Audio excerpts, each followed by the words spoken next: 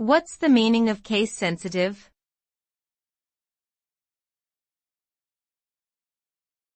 Case sensitive.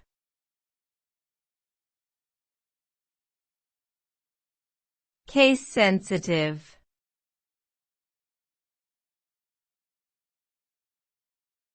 Case sensitive.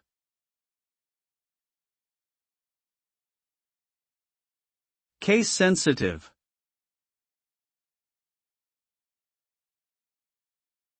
Case sensitive refers to a characteristic of computer systems where distinctions are made between uppercase and lowercase characters.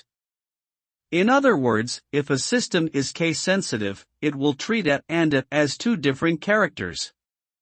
This can have implications when working with passwords, file names, and programming codes, as an incorrect capitalization can result in errors or system failures.